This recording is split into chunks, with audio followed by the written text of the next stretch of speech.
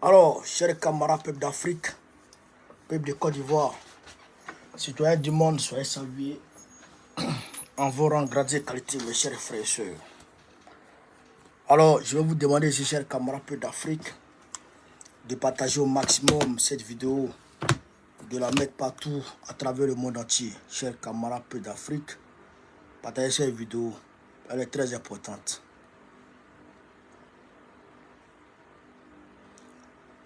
Alors, je voudrais ici déjà, bon, on va parler, chers camarades d'Afrique, de la visite d'Assimi Goïta en Chine. On va aussi, bien entendu, aborder, chers camarades d'Afrique, la souffrance des Ivoiriens. Dramane Ouattara lui-même, il est rentré en Côte d'Ivoire aujourd'hui, après un tête-à-tête avec Macron. Aujourd'hui, il est rentré à Abidjan. Donc, on va parler bien entendu de ça. La souffrance immense des Ivoiriens. On va en parler. Et après, on va s'étaler sur la géopolitique, bien entendu. Voilà. Donc, je vous demande de partager au maximum, de mettre la vidéo partout, à travers le monde entier, car elle est très importante, cette vidéo. Voilà.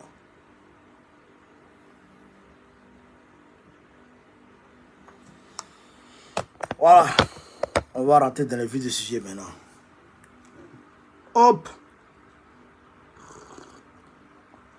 Je bois du gbagbo, je mange du gbagbo, je vis du gbagbo. Gbagbo, c'est mon sang. Voilà, ça c'est tasse PPACI. Tasse gbagbo. Ouais, tasse PPACI. Ota carrément. 2025, on va rentrer dedans là. Yoroman, chers camarades d'Afrique. Avant d'attaquer le sujet, je voudrais dire merci à mon ami Moussa qui m'a offert un maillot du Mali. Voilà, Moussa, depuis ta position, merci mon frère pour le maillot. Alors donc, chers camarades d'Afrique, on va très rapidement rentrer dans la vie. On va attaquer, on va commencer par la Côte d'Ivoire. On va commencer par la Côte d'Ivoire parce que il faut qu'on passe beaucoup de temps sur l'AES avant d'aller en géopolitique. Mais il faut qu'on commence par la Côte d'Ivoire, chers camarades d'Afrique. L'heure est grave. L'heure est très très grave dans notre pays, la Côte d'Ivoire.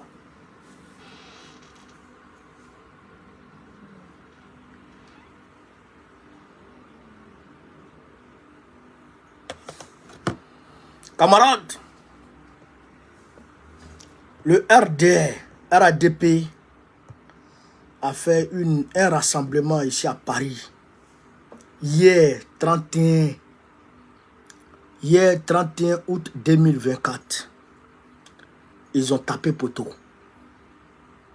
Le RDR a fait un rassemblement. Ils ont tapé poteau, chers camarades. Voici le rassemblement en question. Vous voyez les chaises vides là-bas? Vous voyez les chaises vides? Quand vous voyez les gens comme ça, là, vous savez de quel parti ils sont. Vous voyez les chaises vides derrière? Hein? Rassemblement de rentrée politique du RDR. Rentrée politique du RDR, vous voyez? Poteau dans poteau. Ça veut dire que les Ivoiriens n'en veulent plus. Les Ivoiriens n'en veulent plus du RDR. Ils ne veulent plus entendre parler du RDR. Nulle part. Même ceux qui sont assis là.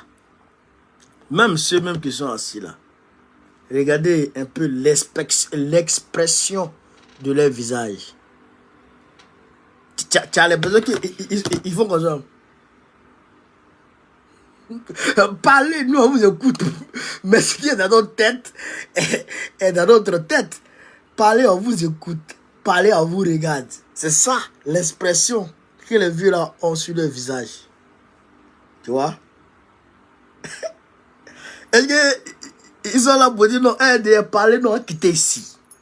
Est-ce que vous comprenez ça, Cheikh Amara Paix d'Afrique? Yoroman, les gens sont fatigués. Les gens n'en veulent plus. Est-ce que vous comprenez ça? On va maintenant aller en profondeur, Cheikh Amara Paix d'Afrique. On va aller en profondeur dans cette vidéo. Parce que, Yoroman, vous savez que les gens ont été déguerpis de Boribana il y a quelques mois de cela. Ils ont cassé tout Boribana. Donc, ils sont allés, les gens de Boribana sont allés à Yopougon pour aller habiter là-bas. Certains, ceux qui ne dorment plus sous le pont, ceux qui avaient un peu d'économie, sont allés à Yopougon pour aller habiter là-bas. Eh bien, le bulldozer de Dramane Ouattara les ont trouvés là-bas. Pour leur dire que vous n'avez plus de place à Abidjan. Votre seul, je dirais, recours, votre seule issue, c'est de quitter Abidjan et aller quelque part là-bas. Votre seul recours, votre seule issue, c'est de quitter Abidjan et aller quelque part là-bas. C'est ça que ça veut dire. On va ici suivre cette vidéo, Cheikh Amara Paix d'Afrique. Je vous demande de partager, de faire le maximum de partage. Merci pour les cadeaux, Cheikh Amara. De cette vidéo.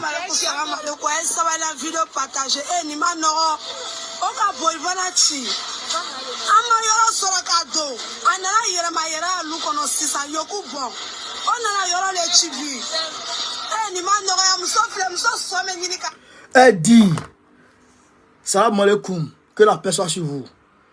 Ah, Bika Gbere, aujourd'hui c'est pas bon, aujourd'hui c'est difficile. Elle était là-bas à Boribana, on l'a chassée là-bas, elle est venue chez elle-même, la cour qu'elle avait construite. Hein? Et ils sont venus casser ça.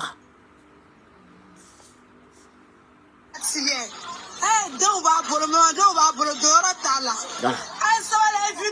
Elle a les enfants, elle a les petits-enfants, elle ne sait plus où aller. Ok.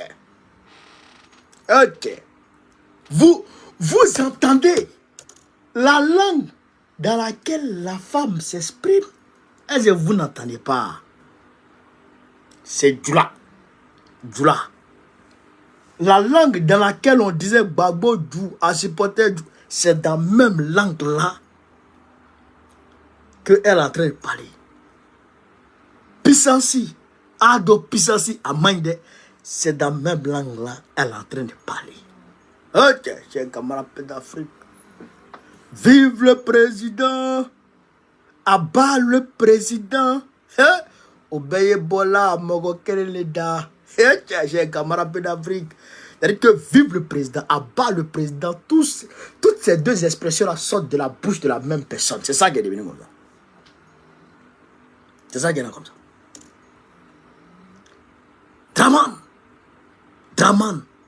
Dramane.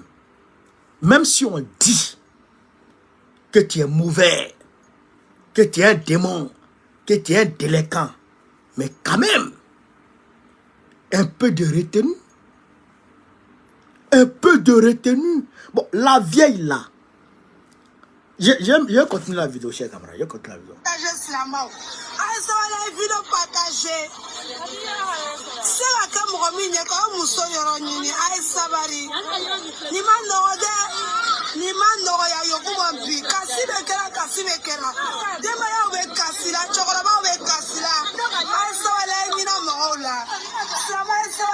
Elle dit, aujourd'hui c'est pas bon. Ceux qui partagent la vidéo, ceux qui ont un peu de moyens, cherchez à rentrer en contact avec la vieille pour l'aider parce que ça va pas. Les enfants pleurent, les vieilles personnes pleurent, tout le monde pleure, ça va pas à Yopougon, c'est là, c'est que c'est la débandade à Yopougon. Oh, j'ai camarade. Ayez pitié des gens.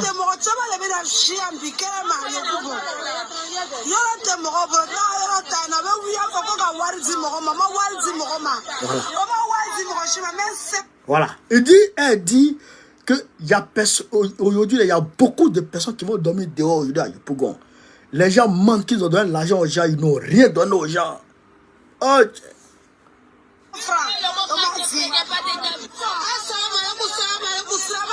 Regardez, maintenant ça pleure.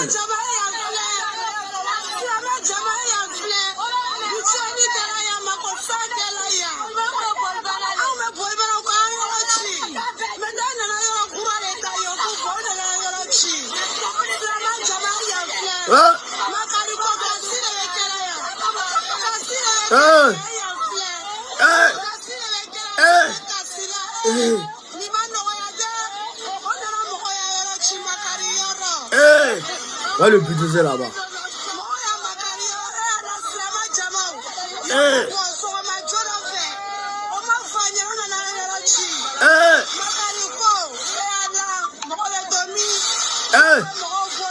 Non.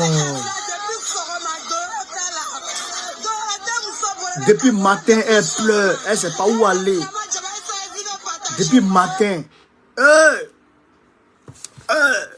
Non.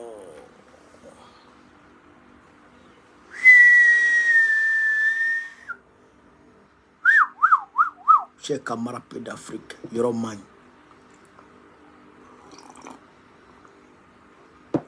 Yoroman. Hein? Ça, c'est les populations de Yopougon qui sont là comme ça. Ceux qui étaient à Boribana.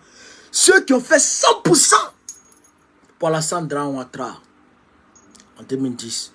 Ceux qui ont fait 100% pour Alassane Dramane Ouattara, je dirais en 2020 encore. En 2015. Ceux qui ont fait 100% pour Alassane Ouattara en 2015. En 2015, dans 2020.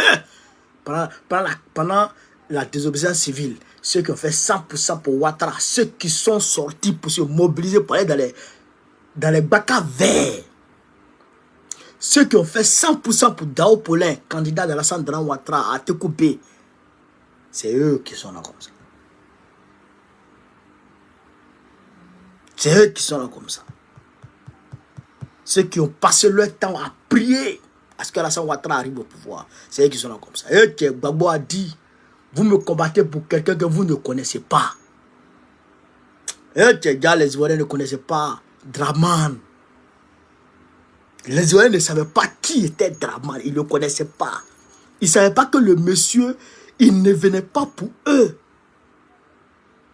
Chers camarades. Alors qu'il a dit devant tout le monde, les quartiers précaires seront réhabilités. Ceux qui ont les...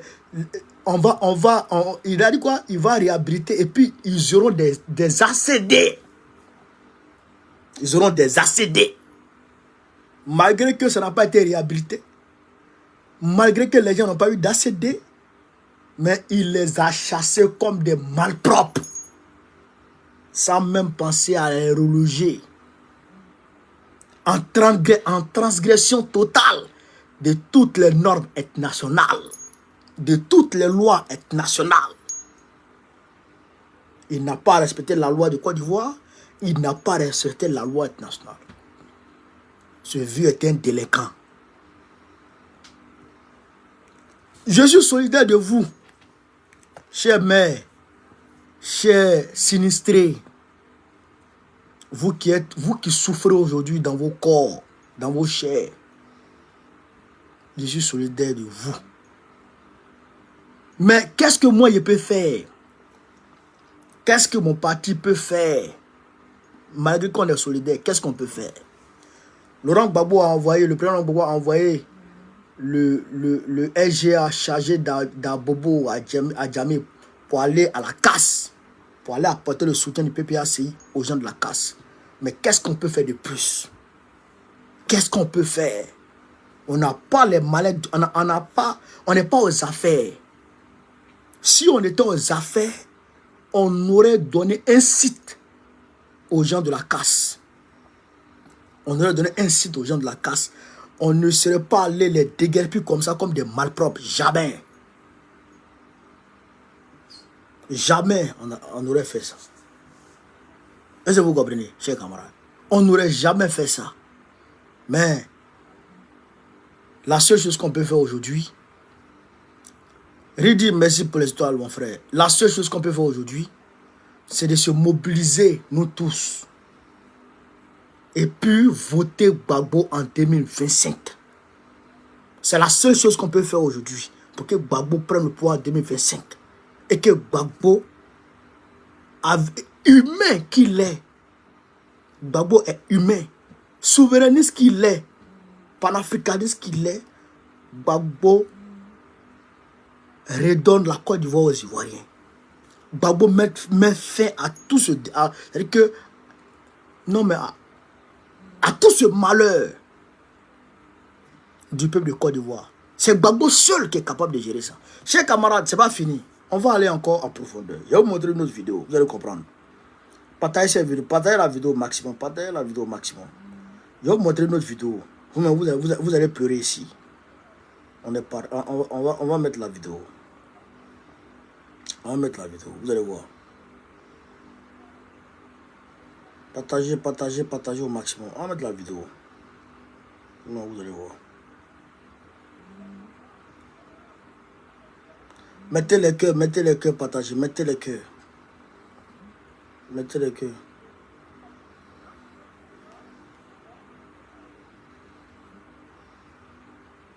Écoutez cette vidéo. Écoutez cette vidéo.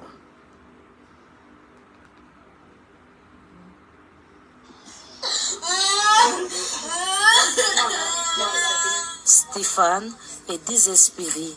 Cet élève en classe de 5e est orphelin de père. Il risque de passer une année blanche, faute de moyens financiers.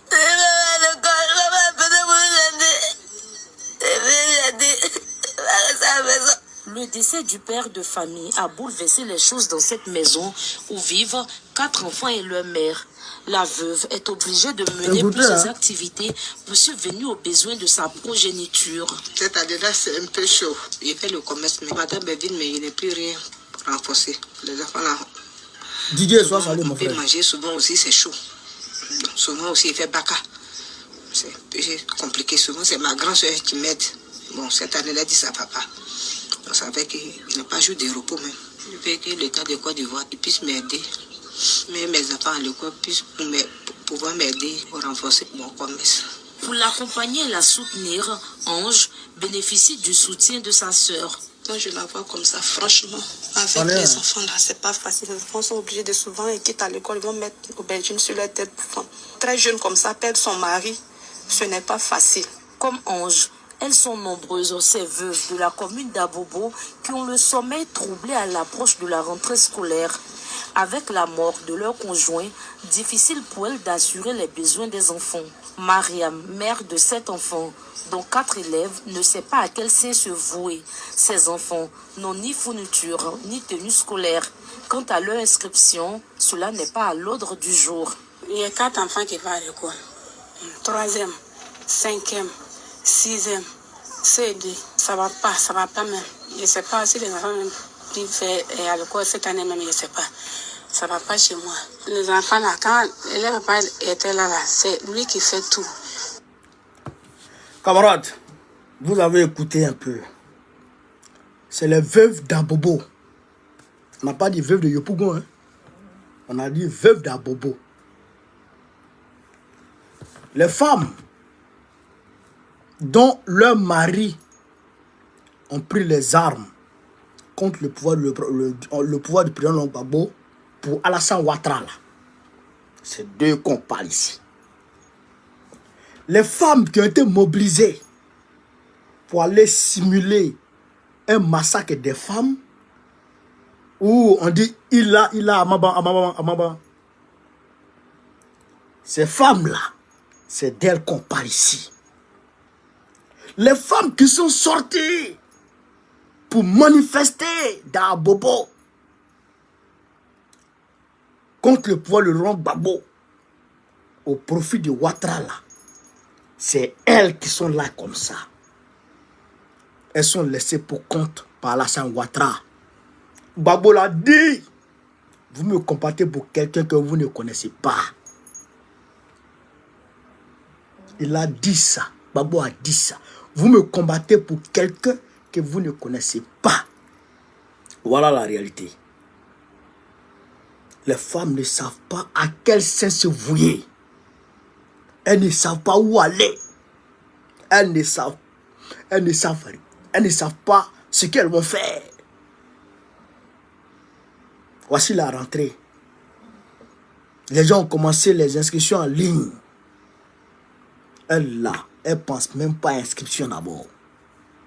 Elles pensent d'abord à manger. À plus forte raison, donner et payer scolarité de leurs enfants. Ouais, Draman. Et ces cas-là sont légion en Côte d'Ivoire.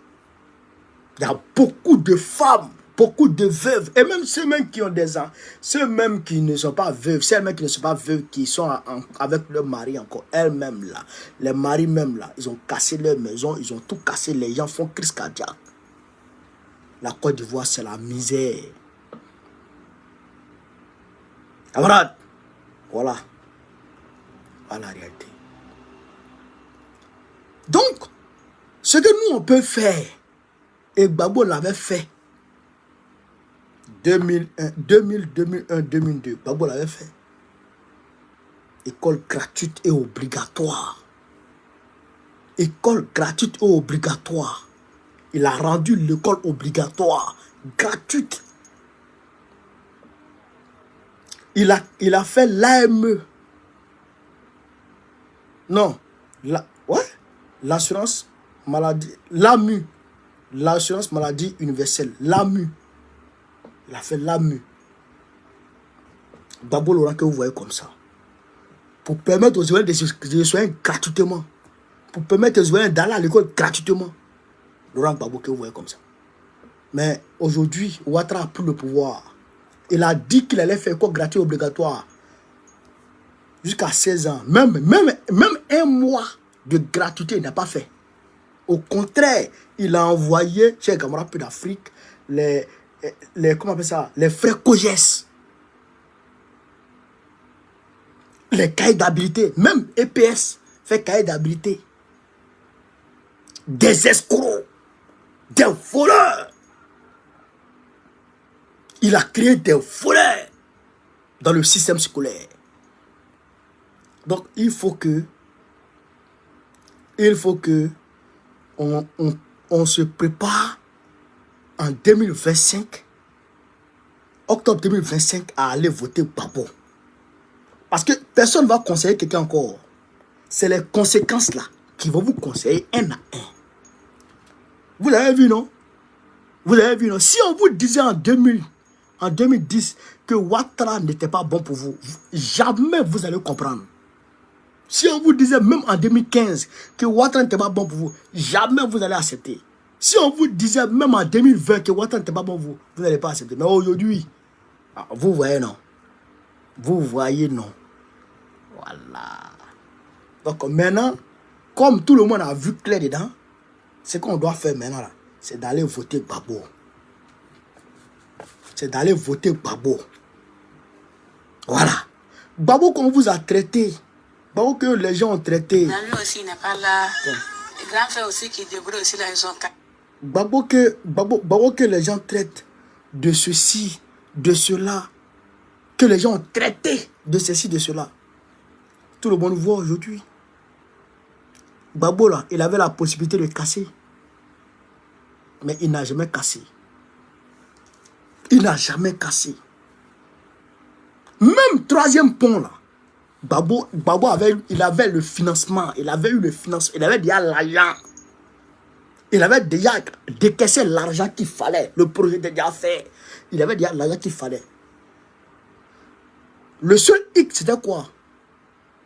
Le pont à péage qu'on devrait mettre. Il dit, je ne peux pas accepter qu'on mette péage dans Abidjan. Tellement que le gars, il aime les Ivoiriens. Ouattara a mis péage partout. Radar partout. Pour voler les Ivoiriens.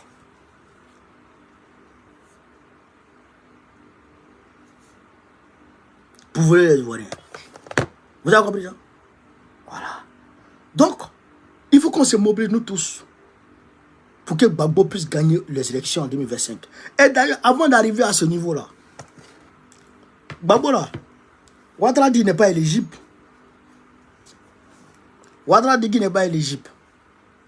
François Zato, merci pour les étoiles. Ouattara dit qu'il n'est pas éligible. Mais nous on dit, et je répète encore pour que les gens puissent comprendre.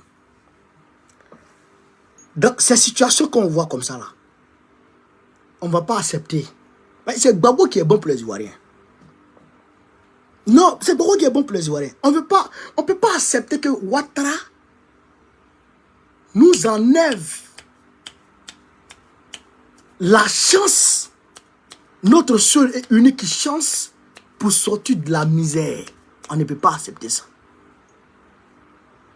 On ne peut pas accepter que Ouattara nous prive de la seule et unique chance que nous avons, nous les Ivoiriens, pour sortir de la misère. On ne peut pas accepter ça.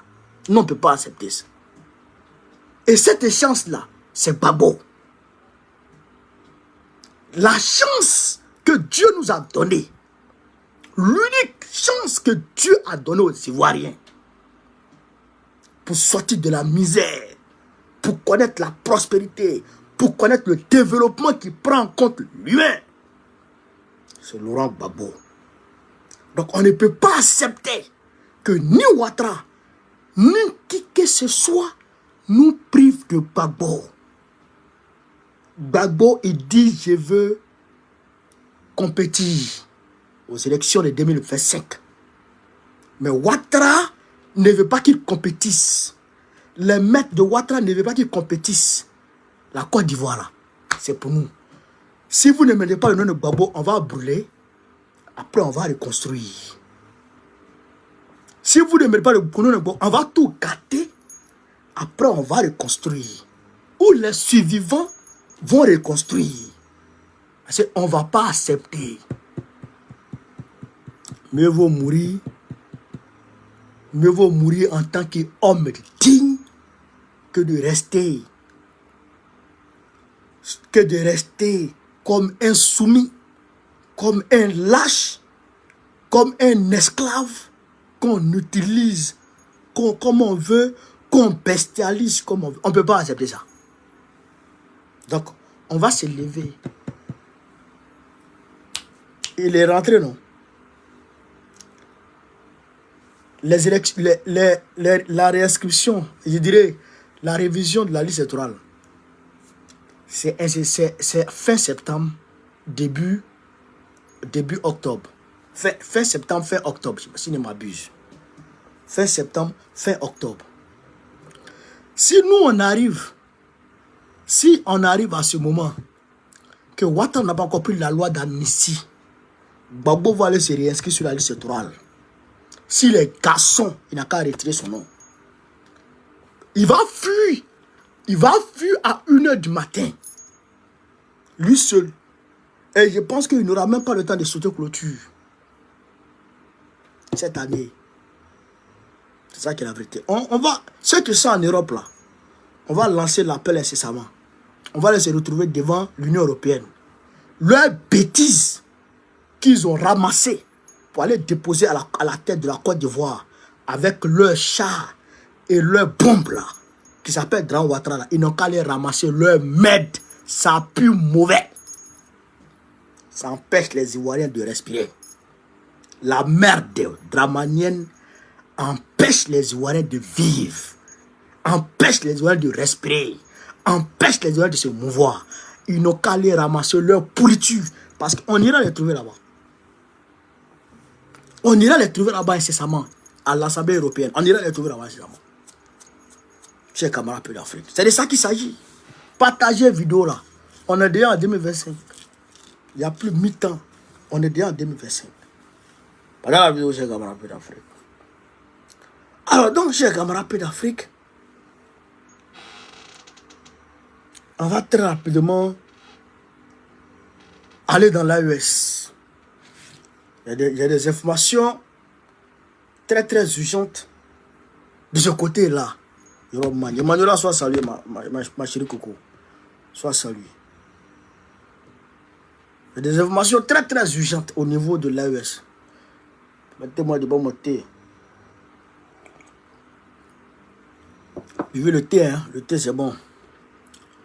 On va aller au niveau de l'AES, chers camarades. Partagez, mettez les cœurs, mettez les likes. Tapotez, tapotez.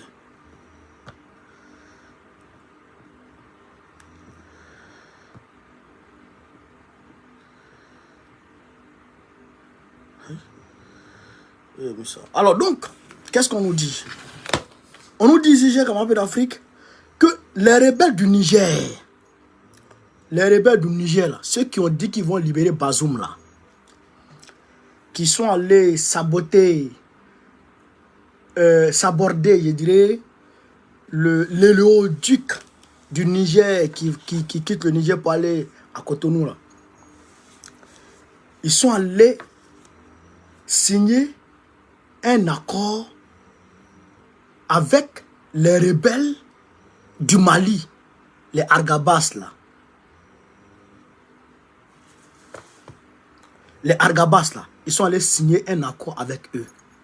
Donc, ça veut dire que comme l'AES est mis en confédération, donc les rebelles de l'AES se sont mis aussi, vont se mettre aussi en confédération. C'est-à-dire qu'ils vont prendre les rebelles, les terreaux, hein, les rebelles, les terreaux du Mali, du Niger et du Burkina Faso pour faire une coalition pour venir contre l'AES. Mais on sait qui les soutient, on sait qui les finance. Est-ce que vous comprenez? Donc là, c'est vrai que les forces de l'AES le savent déjà. C'est une information sûre. C'est Serge Daniel qui a donné l'information. Serge Daniel lui-même, c'est un terroriste. Serge Daniel, c'est un terreau. Il mange avec les terreaux. Il dort avec les terreaux. Je me demande même s'ils ne prennent pas son derrière. Question. Parce qu'il y a trop de woubi dans ce monde. Ah, je vous comprenez ça. Donc, c'est une information très à prendre au sérieux. Mais, je sais très bien Ateja. Parce que j'ai confiance en l'armée malienne.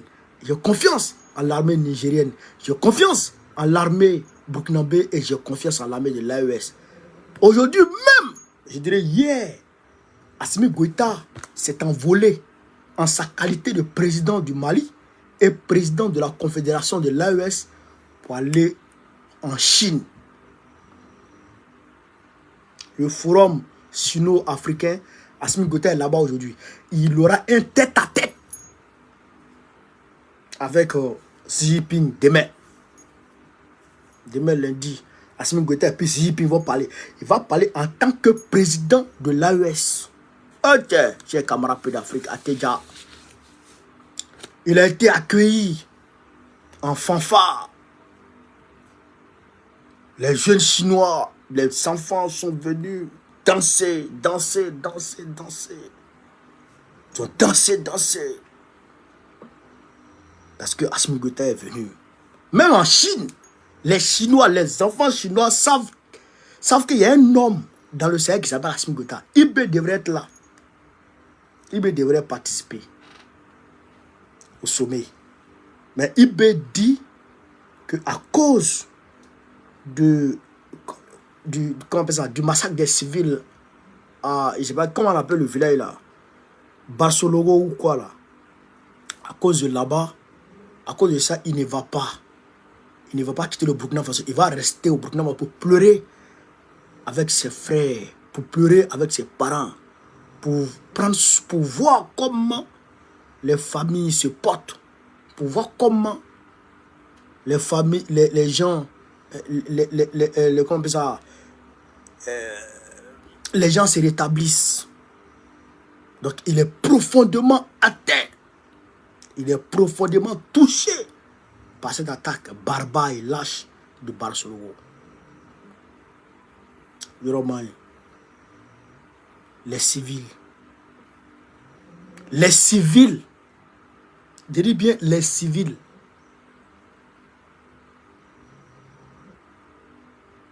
pour rien comme ça. Au nom de quoi est-ce que des hommes armés vont s'en prendre aux civils? Au nom de quoi? Au nom de quoi des hommes armés vont aller prendre des civils pour les tuer? Au nom de quoi? Tu dis que tu veux établir un califat. Mais si tu veux établir un califat, ceux qui tiennent l'État, il faut t'attaquer à eux. Attaque-toi à eux. Comme tu sais que quand tu t'attaques à ceux-là, tu ne t'en sors pas. Alors tu vas t'en prendre aux civils. aux civils. Pour rien comme ça. Tu t'attaques aux civils. Mais nous disons non.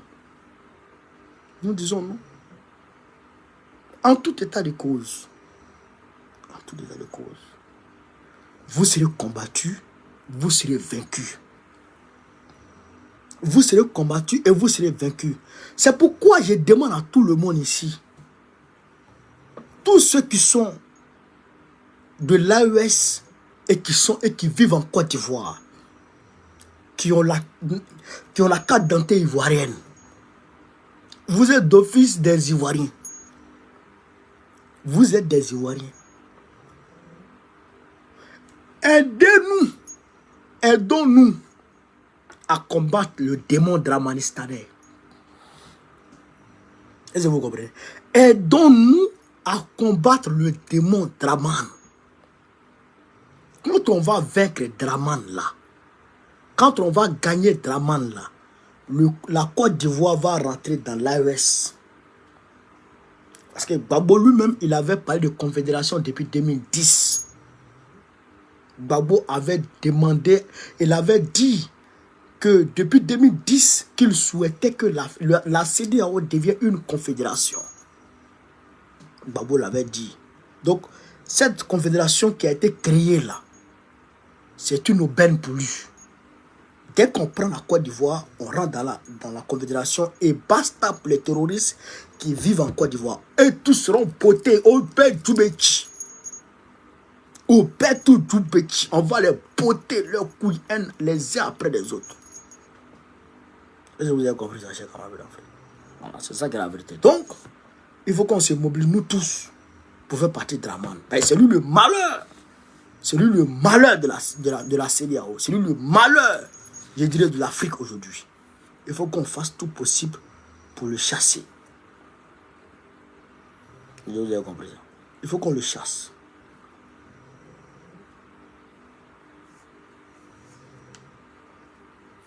Camarade de l'Afrique, Poutine s'en va demain ou mardi en Mongolie. Mongolie. Pourquoi j'en parle? Parce que, vous savez, la Mongolie a signé et ratifié le traité de Rome, c'est-à-dire le traité de la CPI. Donc, la Mongolie est membre de la CPI. Vous comprenez ça? Donc, si Poutine s'en va là-bas, les Mongols là peuvent prendre Poutine pour le donner à la CPI. Et donc, les Ukrainiens ont demandé à la Mongolie de prendre Poutine pour le livrer à la CPI. Est-ce que la Mongolie va accepter ça? Est-ce que la Mongolie va accepter? Voilà la question. En tout état de cause, Poutine va atterrir là-bas demain ou après-demain. Est-ce que vous comprenez? Je crois que c'est mardi ou c'est mardi. Aou Maryse, est-ce qu'il est déjà là-bas? C'est mardi, il arrive là-bas. C'est ce que j'ai appris, hein.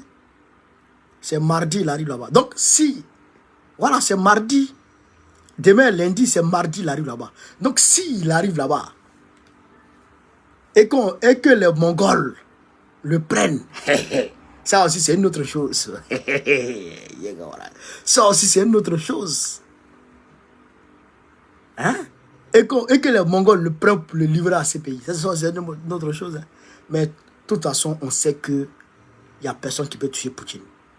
Poutine même peut partir aux États-Unis et puis il ne va pas le toucher. Ça aussi, c'est une réalité. Mais comme il n'a rien à foutre là-bas, donc il ne va pas là-bas. Il va dans les pays asiatiques, là. Les pays de l'Asie centrale. Les pays... Voilà. Vous voyez qu'il est en train de faire une tournée là. Il est parti en Corée du Nord. Il est parti au Vietnam. Il est en train de se promener Là, il s'en va en Mongolie. Il était en Kazakhstan. Il était en, comment on appelle ça, en Azerbaïdjan. Récemment, il était en Azerbaïdjan. Hein? Il était en Azerbaïdjan. Donc, il est en train de se promener un peu. Il est en train de se promener un peu. Qui peut faire quoi à ce monsieur? Hein? Qui peut faire quoi à ce monsieur? Donc, on suit ça de près.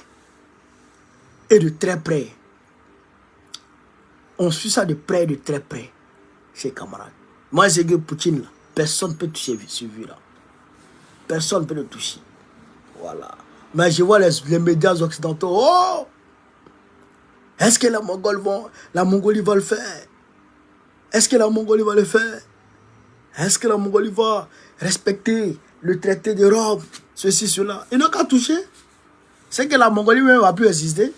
Mais ils vont aller prendre le président mongol d'abord pour l'envoyer en Russie. Quelque part en Sibérie. Ils vont l'envoyer quelque part en Sibérie là. Pour aller le maltraiter là-bas. Si tant que Poutine ne vient pas, on va te dire ici. Est-ce que vous avez compris, camarades? Donc, on continue avec la société internationale.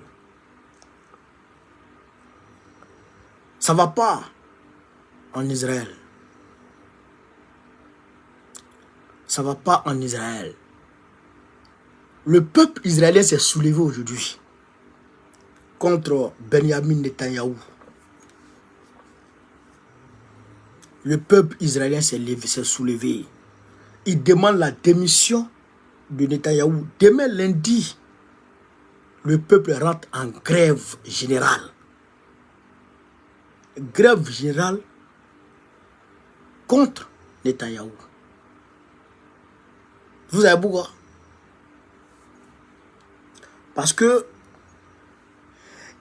il y a des otages qui ont été retrouvés morts. 6 otages qui ont été...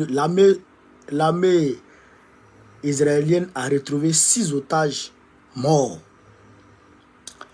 Et on dit que ces otages-là ont été tués récemment, il n'y a pas longtemps. C'est-à-dire que, vous savez qu'il y avait, mercredi passé, il devrait avoir un accord sur le cessez-le-feu.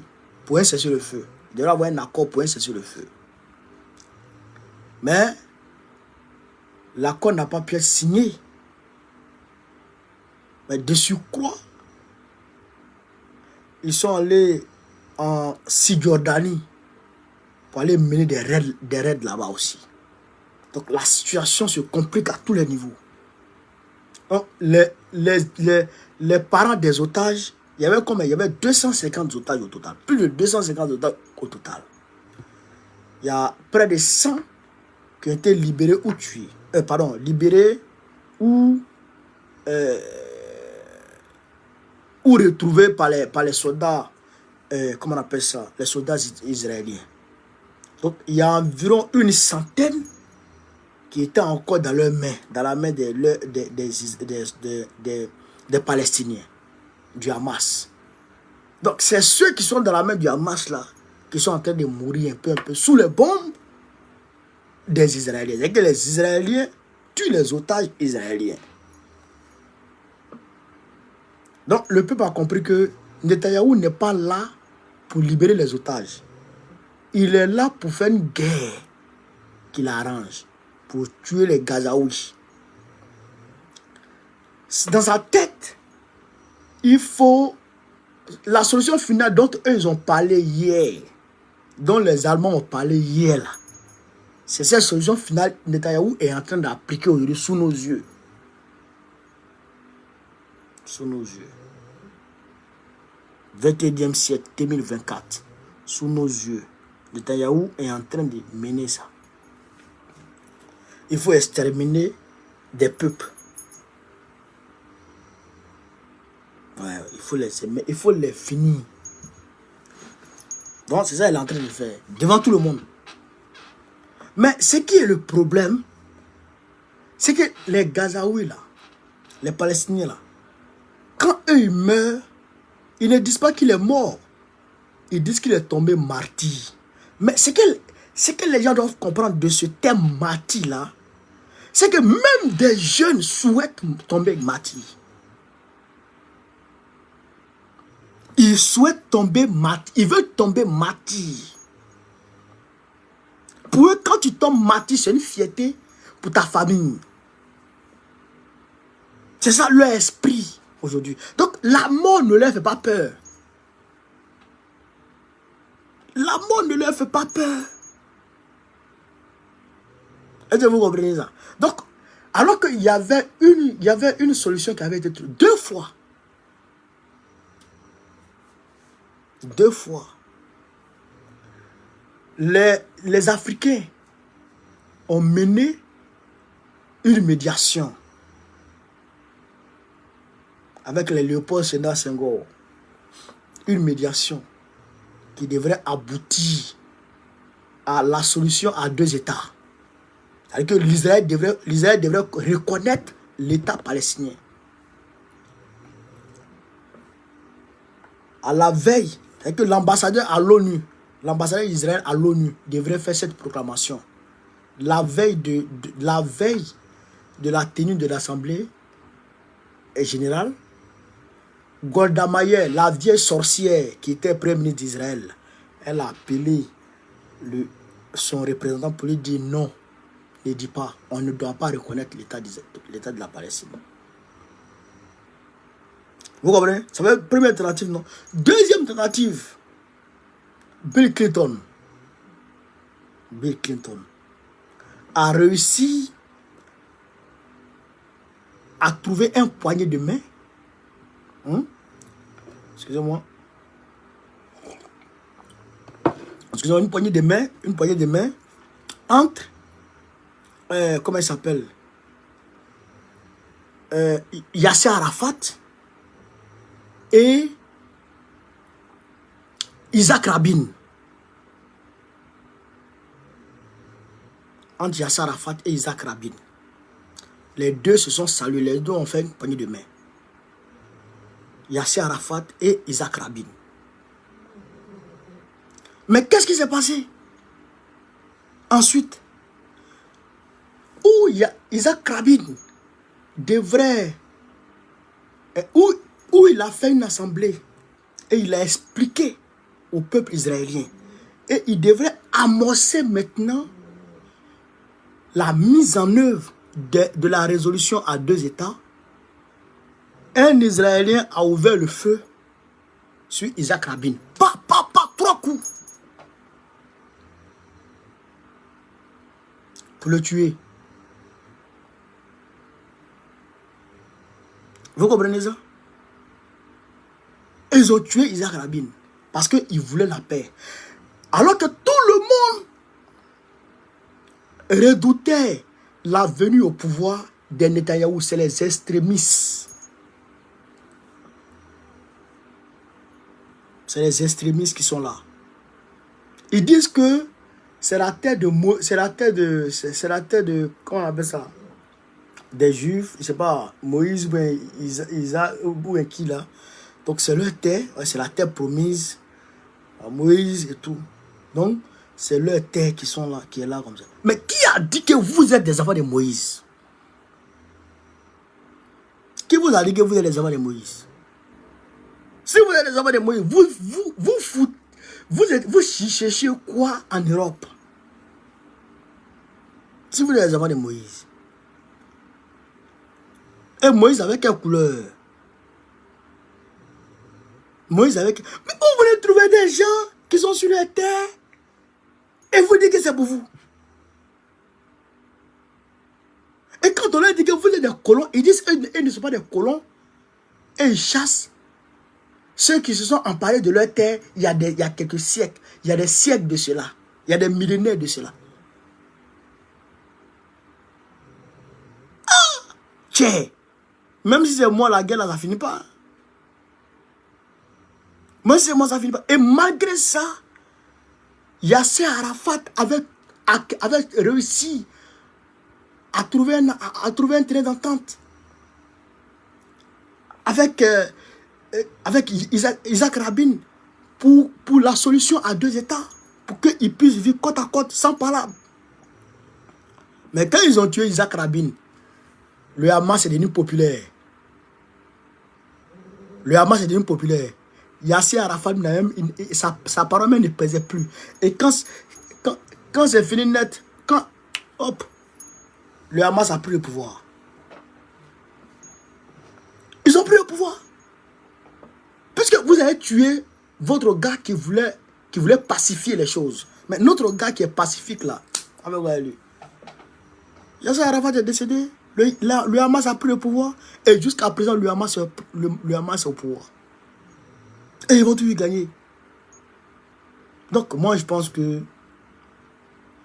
aujourd'hui, le peuple israélien doit se lever. Il doit se lever pour chasser les Netanyahou du pouvoir. Parce que c'est les extrémistes. Quand les Netanyahou seront chassés du pouvoir, que le peuple continue son combat. Parce que sinon, il n'aura jamais la paix. Ils vont aller tuer 20 personnes, 100 personnes, 1000 personnes. Actuellement, on est à plus de 40 000 morts dans Gaza. Là. Ils vont tuer 40 000, 100 000. Si on tue une seule personne dans ta famille, tu ne peux pas oublier. Ça te fait mal.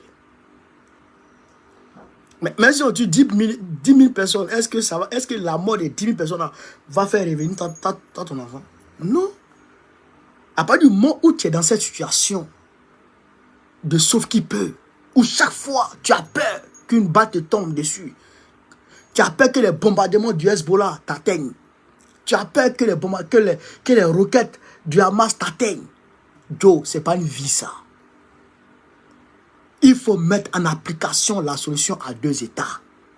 Les gens là, ils vont avoir leur pays, ils vont vivre. Ils vont vivre tranquillement. Vous aussi, vous allez vivre tranquillement. Et vous allez vivre. Même Israël, même qui est Israël là, après la guerre des 6 jours et la guerre du Yom Kippour, après ces 2 guerres, ces 2 grandes guerres là, les territoires qu'ils ont conquis avec les Arabes à l'intérieur, mais il y a une discrimination qui ne dit pas son nom. Les Arabes israéliens, les Arabes d'Israël et les Arabes palestiniens. Mais c'est une discrimination qui ne dit pas son nom. Tu peux même voir la différence. La différence entre eux. Le marché des Arabes, où les Arabes vivent, tu vois que l'État s'en fout d'eux. Comment les gens vont rester dans ça? Comment ils vont vivre tranquille? Comment ils vont vous laisser en paix? Hein, chers camarades. Mais les États-Unis, notamment Joe Biden, et je dirais tout le gouvernement américain, fournissent des armes à Israël pour massacrer les peuples palestiniens, pour faire ce génocide. Les États-Unis ne sont pas seulement complices, les États-Unis prennent part à ce génocide contre le peuple de Gaza. Ce sont des terreaux. Et les Américains et les Israéliens. Tous des terreaux. C'est ça qui est la vérité. C'est parce que 6 otages ont été retrouvés morts que les Israéliens sont levés aujourd'hui. Mais il y a une centaine d'otages là-bas. Il y a une centaine d'otages encore. Et quand ils vont mourir, vous allez faire quoi?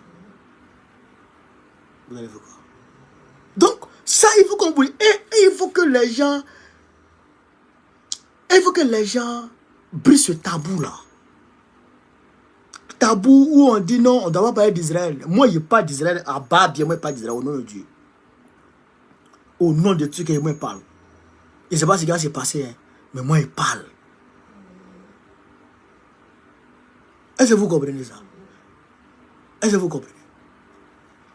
Parce que je ne peux pas accepter que quelqu'un va venir s'asseoir aujourd'hui pour dire non, la Côte d'Ivoire, c'est pour les Libanais, ou c'est pour ceci, ou c'est pour cela. Je prends âme. Ah non, ça, je prends âme, je te tégué. Je prends Naman, ah, mais c'est la même chose. que les gens sont en train de tenter de faire aujourd'hui au Mali.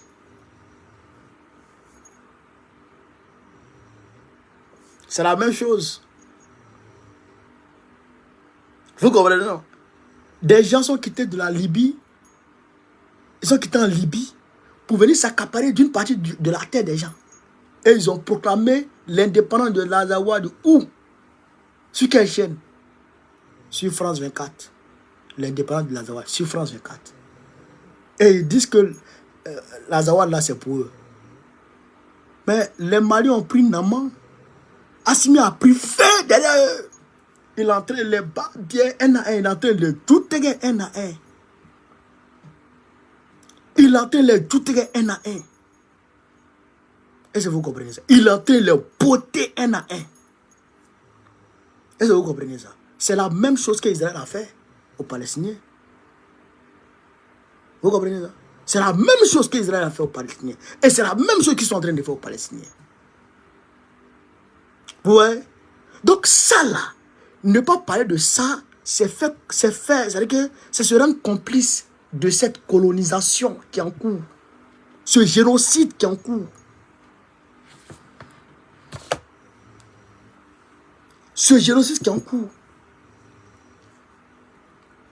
Et c'est pourquoi souvent il dit, malgré qu'on n'a pas l'indépendance totale en Afrique, mais quand même, le peu qu'on a là, il faut saluer nos aïeux qui sont battus pour cette indépendance. Parce que les Blancs étaient allés chez nous. À l'Algérie même, c'était pire. On les appelle les Français d'Algérie. Ils vivaient là-bas, ils avaient leur maison là-bas. Je pense que, même le Maroc, je pense que, comment il s'appelle Jean-Luc Bion. Non, pas. Mélenchon. Je pense que Mélenchon est né là-bas. Les Français de l'Algérie. Ils sont allés s'accaparer du pays des gens. Mais les Algériens leur ont botté le cul. Ils ont fui de là-bas. 1954. La guerre a démarré là-bas. Ils les ont chassés. Les autres pays les ont chassés. Est-ce que vous comprenez? C'est la même chose en Israël. C'est la même chose. Netanyahou, c'est un terreau. Netanyahou, c'est un terreau. C'est pas leur terre. C'est la terre des gens. Vous allez les trouver là. Et vous êtes en train de les massacrer pour vous installer dans leur terre. Vous êtes des colons, des envahisseurs, des terreaux. Ça là, c'est ça qui est la vérité. C'est ça qui est la réalité. Qui peut délimiter aujourd'hui? Où Moïse vivait? Qui peut délimiter ça? Moïse, sa religion, c'est de quoi? Moïse, sa religion, c'est de quoi? Hein? Le judaïsme. Moïse. Sa religion, c'est de quoi? Judaïsme. Il n'était pas judaïsme. Moïse n'était pas judaïsme, il n'était pas chrétien, il n'était rien. Il était soumis à Dieu, c'est tout. Il était religieux de Dieu. Il obéissait à Dieu. Est-ce que vous comprenez ça? Qui peut délimiter aujourd'hui? Hein? Donc, il faut que les gens se calment. Et d'ailleurs, les Juifs ont toujours vécu là-bas, en bonne intelligence avec les musulmans. Ils ont vécu là-bas en bonne intelligence avec les musulmans avant que les sionistes n'arrivent. Ils étaient là. Voilà. Donc, il faut qu'on vous dise ça. Moi, je ne peux pas l'accepter. Moi, je ne peux pas l'accepter. Jamais. Jamais je peux accepter ça. Jamais de la vie. Voilà. Jamais. Et je vois des gens qui sont d'accord avec Israël. Mais ils ne sont pas d'accord avec les Américains. Toi, tu es comment? Ta tête là, s'il n'y a pas un truc qui ne marche pas, tu es d'accord avec Israël, mais tu n'es pas d'accord avec les Américains. Alors que Israël dépend des Américains. Israël, c'est un bout de territoire des Américains. Les Américains ont installé ça là-bas pour avoir un contrôle sur le Moyen-Orient. C'est tout. Israël, là, ils ont mis ça là-bas pour avoir un contrôle sur le Moyen-Orient. Sinon, les gens qui sont en Israël, là, ils devraient être au Fouta Djalon, entre la Guinée et la Côte d'Ivoire là-bas. Ils devraient être là-bas, au Fouta. dans le pays des peuples, là. C'est là-bas il devrait être. Ou il devrait être là-bas, ou vers le Congo, là, entre le Congo et puis l'Ouganda et tout ça, là. Il devrait être là-bas. Ils ont sondé ces 3 coins-là. Donc, ils ont jugé que là-bas était mieux. Ouais. S'ils étaient allés se mettre au Fouta et puis prendre une partie de la Côte d'Ivoire, où je suis là, il y avait ma doucette et puis il les cherche.